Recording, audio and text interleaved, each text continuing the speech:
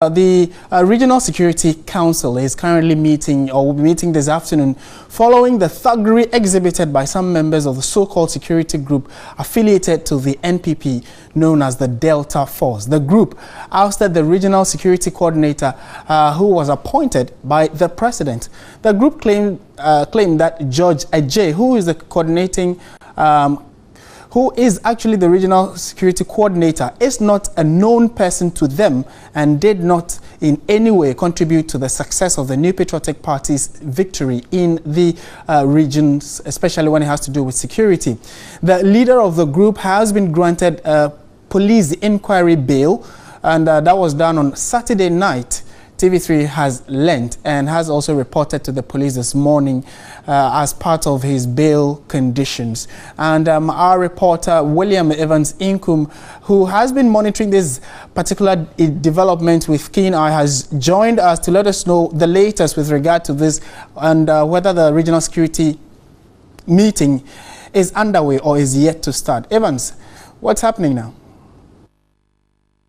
To gather all the evidences that will help in the investigation. But let me run you through what really happened on that fateful day. So this where they use as an entry point, though it is an exit point.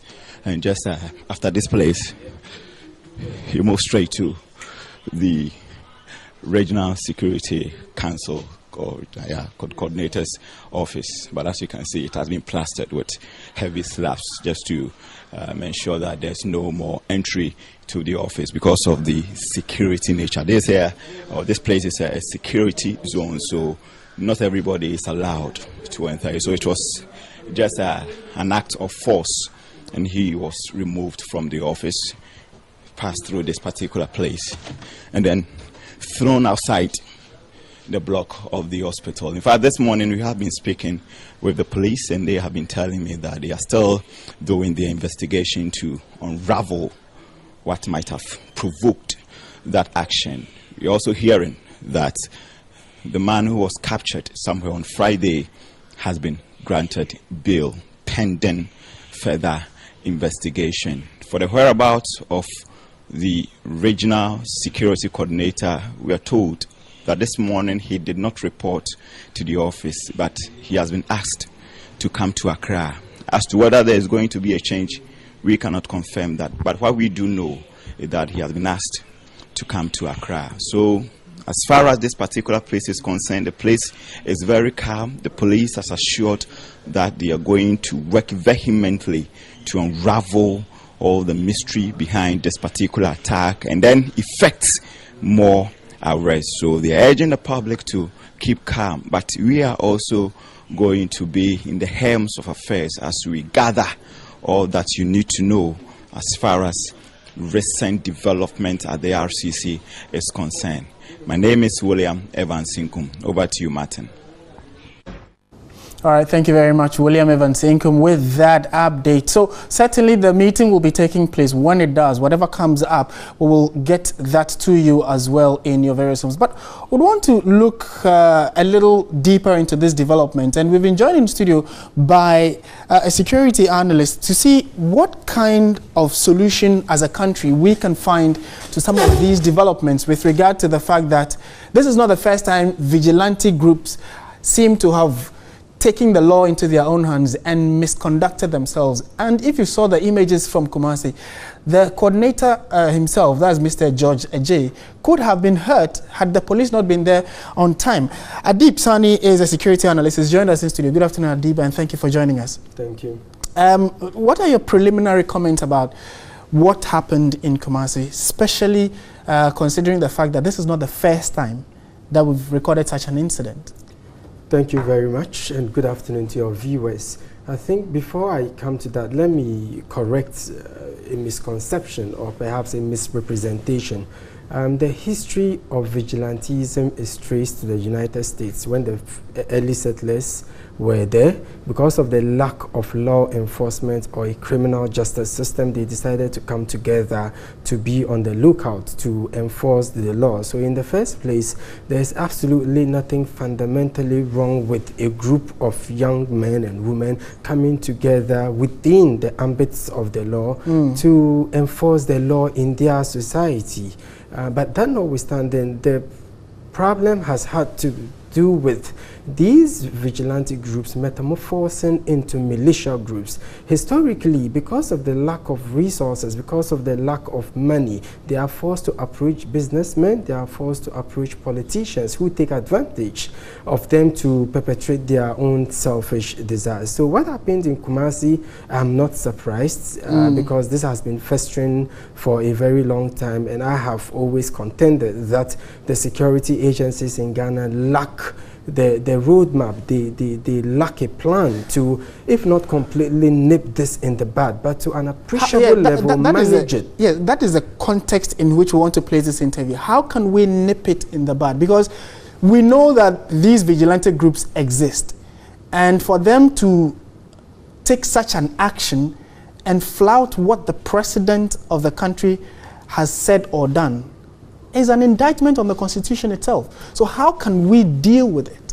Well, for example, we had similar issues, especially after the Liberian Civil War that ended in 2003, and in 2013, according to Human Rights Watch, one of their biggest challenge had to do with the fact that the people had lost confidence in the security setup. And I see this to a very minute level festering in the country. But that notwithstanding, it would help us if we understand the vigilante subculture and get to know what would make young men and women come together to form such groups to harass other people. Is it because of self-entitlement? Is it because they want to feel belonged to a group? Or is it because of the monetary aspect? Is it because they lack jobs? But my brother, I think it's important we go beyond the rhetoric. Let us approach this issue dispassionately.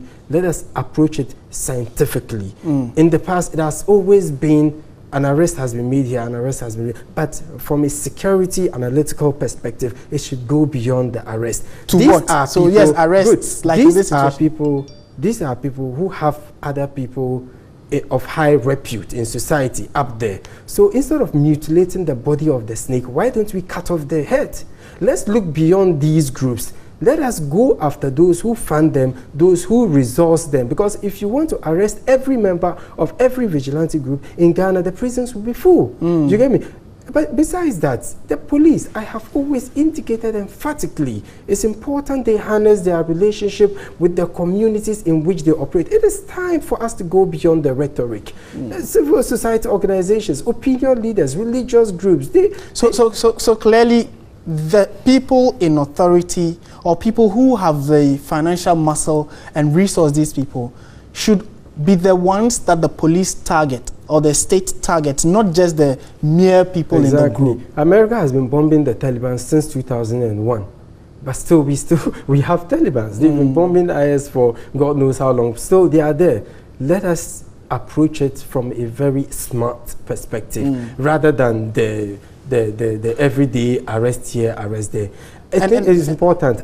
Aside that, in the run-up to the election last year, the police met with the various political parties who appended their signature to the effect that they are not going to allow the activities of these groups within their fold. Fine, it was a working document, everybody knew about it, but the level of commitment is the problem. Indeed, as we sit here, no political party in Ghana has come out to concede that indeed these political, this vigilante groups is linked to my party. So it is a group that rather say we belong to this party, but the party never says. But the party, and we don't have any evidence to suggest that they are linked to the political parties, though we might, take it as common knowledge that indeed they are linked to those political parties. Finally, the police as it stands every now and then seem to get to the scene and try to bring some sanity. And like you mentioned, consistently they mention the issue of arrests. They do arrest some people.